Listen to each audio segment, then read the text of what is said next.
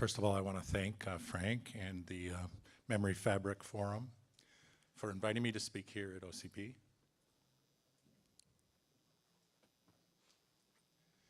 And secondly, I want to say that NVIDIA is a member of the Ultra Ethernet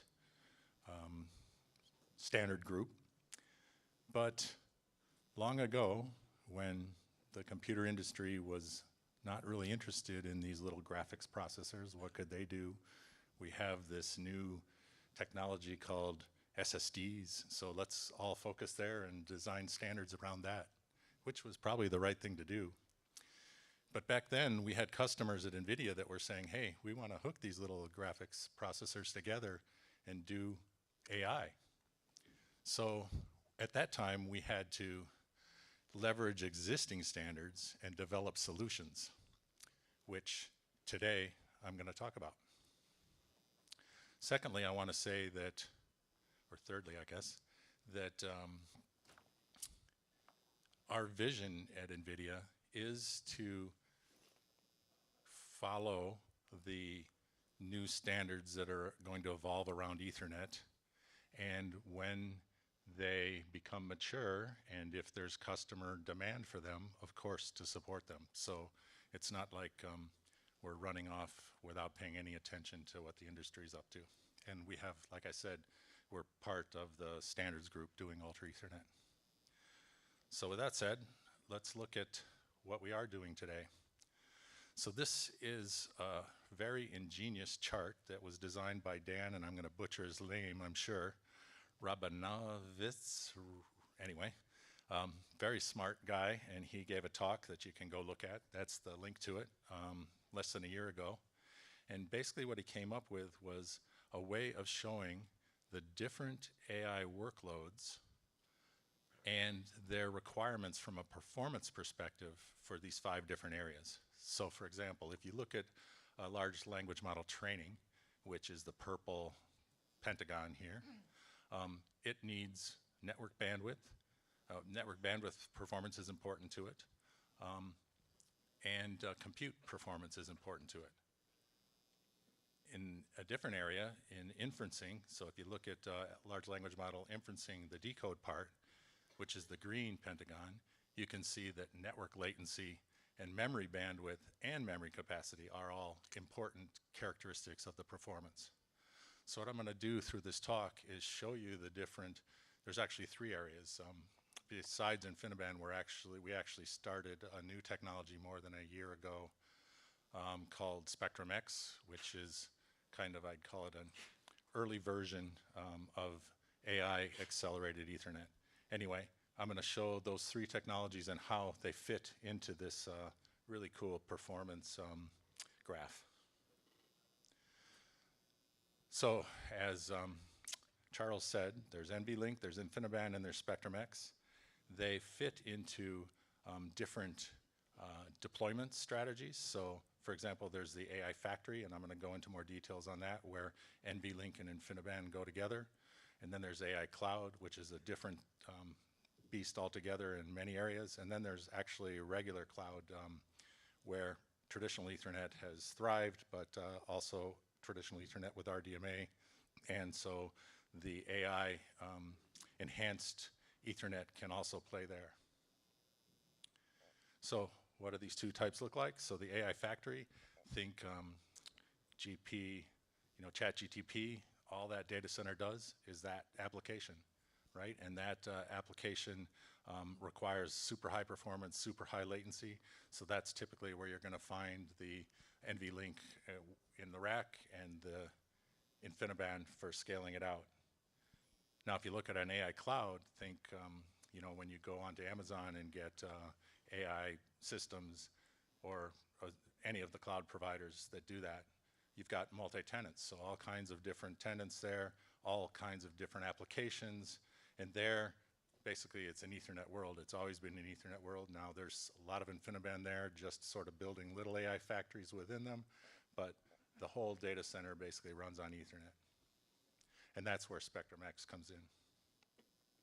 So in a little more detail, a regular cloud, multi-tenant, variety of small workloads, traditional Ethernet. Now, AI Ethernet can actually run there, and if Ethernet becomes more AI friendly, it will probably play there too, because the regular clouds can take advantage just as well of those new capabilities. And then you get into the AI, the regular AI clouds that I described earlier. That's a space for the Spectrum X technology that I'll go into, and InfiniBand at the top end of that. And then in the AI factories, it's really the fastest technology they can get, at least if they're have big pocketbooks.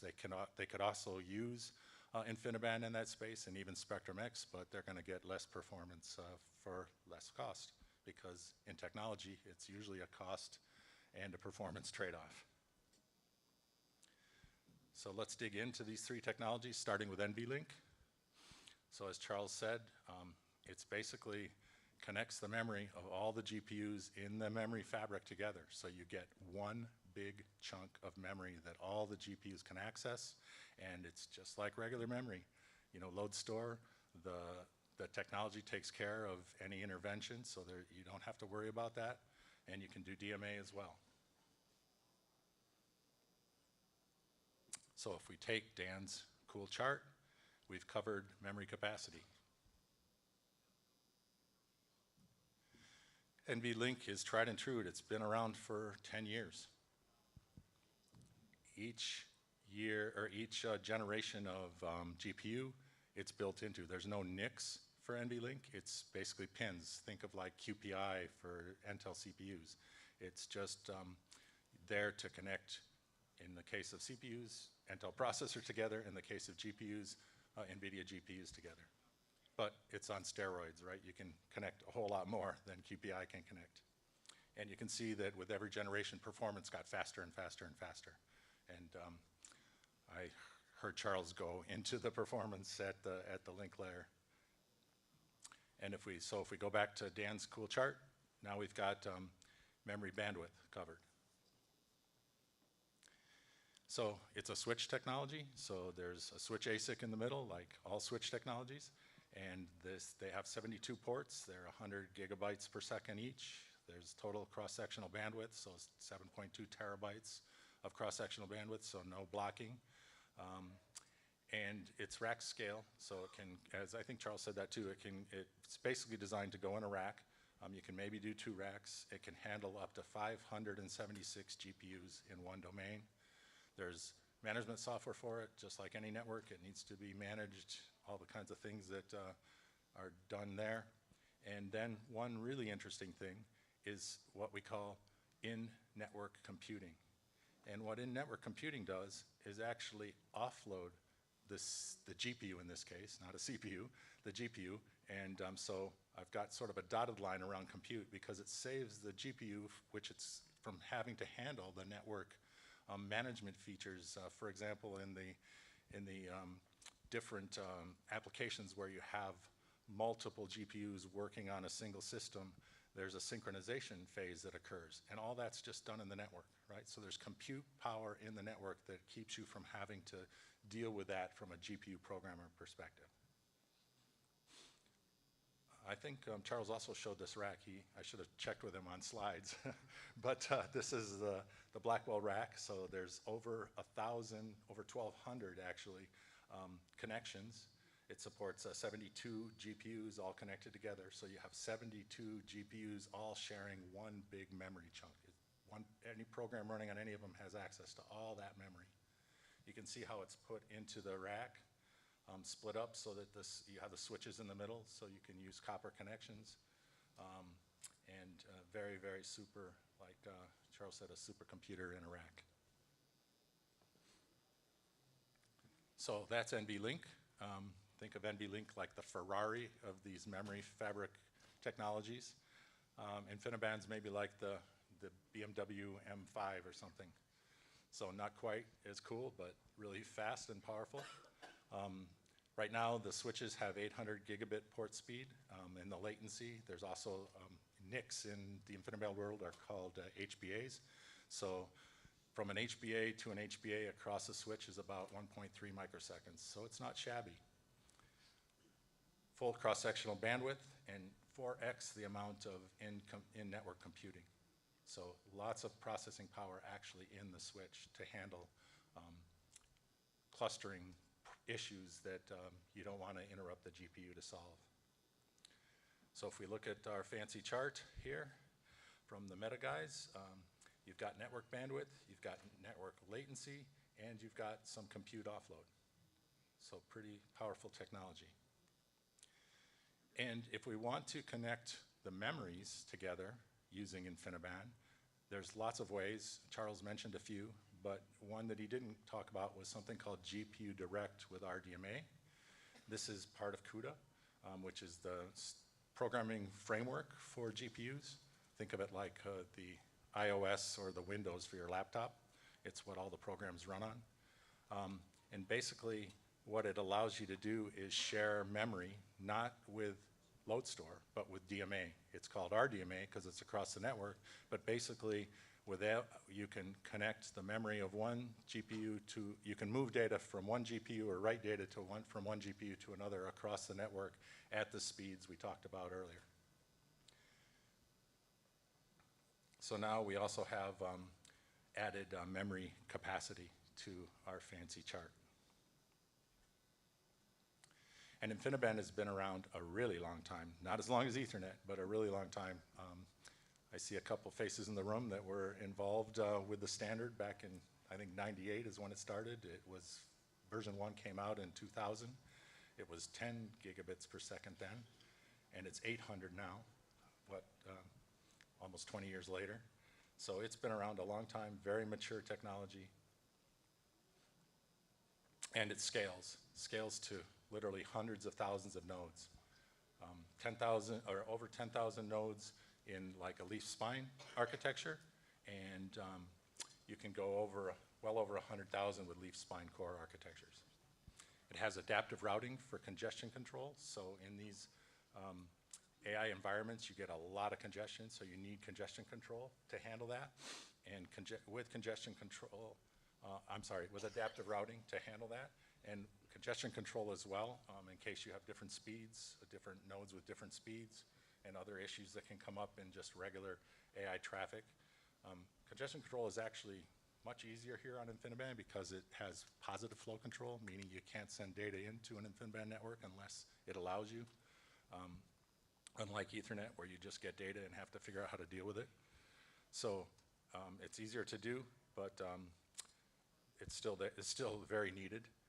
And then it has self-healing, and that actually kind of comes from adaptive routing. So what self-healing means, if you lose a switch or you lose links, it just routes around them. That's basically what adaptive routing does for congestion control as well. And then like NVLink, you can do copper between switches up to 1.5 meters, so put your switches in the middle of the rack. And last but not least, to stay in my time slot for Frank, is what we're doing with high-speed Rocky, basically on standard Ethernet to enhance it for AI. We call the technology Spectrum-X. Not quite as old as InfiniBand or NVLink, but it's based on Rocky technology, which is very old, or at least 14 years old. And basically what we're doing here is enhancing, adding capabilities, basically taking what's great about InfiniBand and applying it to Ethernet to get Ethernet performance as close as possible. So what happens, why we're doing this is what happens when you run AI workloads on traditional Ethernet is you run into significant congestion, latency, and bandwidth unfairness issues. And so what Spectrum-X does is go after those, and I'll show you in a minute how it does that, or at least some of the ways it does that. But by implementing it, and this testing where I show these performance numbers was done at scale on a data center with GPU applications, and no change was made between running Spectrum-X and not running Spectrum-X, meaning the hardware was all the same. All we did was switch from standard Rocky, as good as we can tune it, and I'm from the Mellanox acquisition, so we spent a lot of years learning how to tune it. And then we just switch on Spectrum-X, and you get a 95% efficiency versus, you'll see as I show more data, 60% efficiency over the best tuned Rocky we can do. And you get a 1.6 performance improvement in the AI and AI applications. So a lot of that has to do with taking that InfiniBand adaptive routing technology and applying it to Ethernet. So basically what happens is when, in standard Ethernet for adaptive routing, you're working on flows. In this technology, in Spectrum-X technology, you're working at the packet level. Now this causes a big problem because, as you can see in the chart in the top right, when you spray the packets across all the possible links, you end up with them out of order when they get into the NICs at the other end. But we have special technology in the NICs that at line speed allows them to reorder so that from the AI applications perspective, it gets the same packet in the right order as it comes out of the NIC. And this is how we're able to increase the efficiency of the existing Ethernet. So you can see 95% efficiency when the adaptive routing is turned on. And there's also some other things like congestion controls that we also adopted from Ethernet.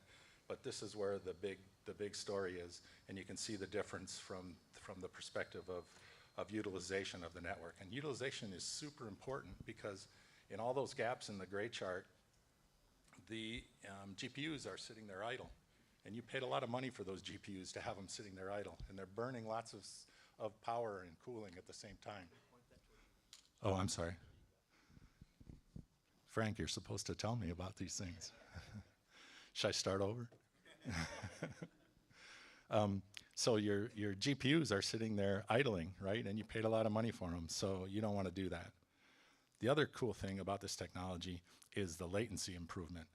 So without Spectrum-X, you can see the gray chart, it's spread.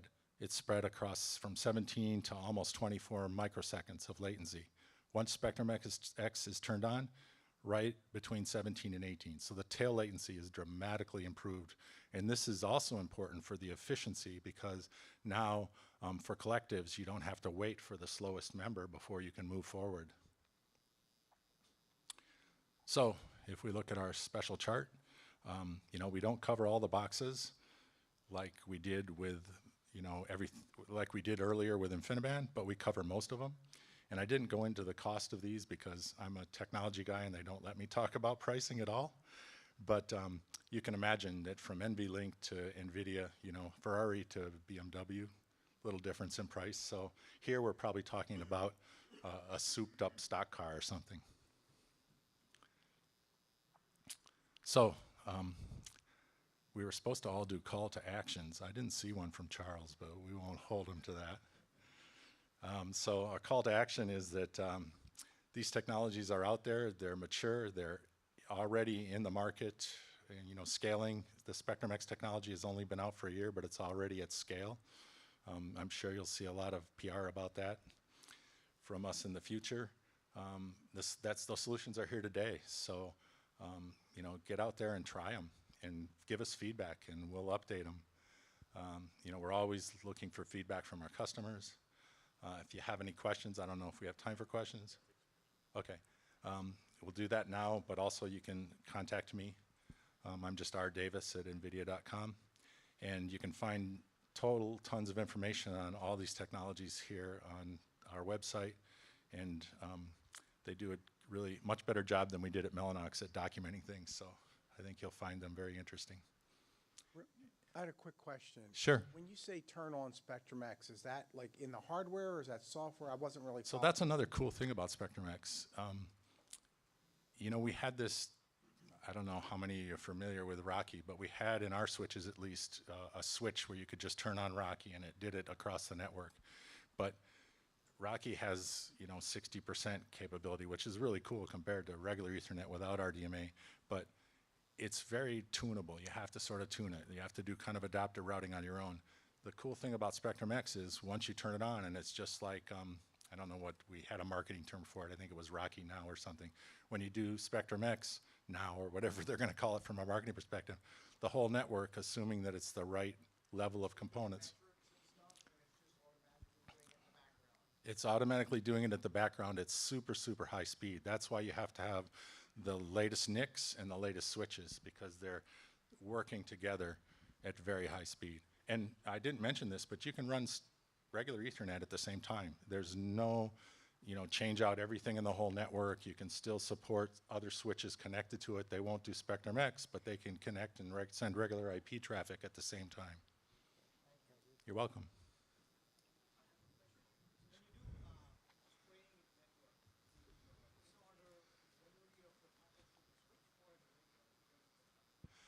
So the question was, when we do the spraying at the packet level to do adaptive routing across the network, where do we reassemble them? And it's in the NICs. That's why the NICs have to be the latest NICs. And it's done at line speed, so 400 gig today, 800 gig tomorrow, yeah. Other questions? I see Frank standing here, so All right, thanks a lot, Rob. you're welcome. Thank you.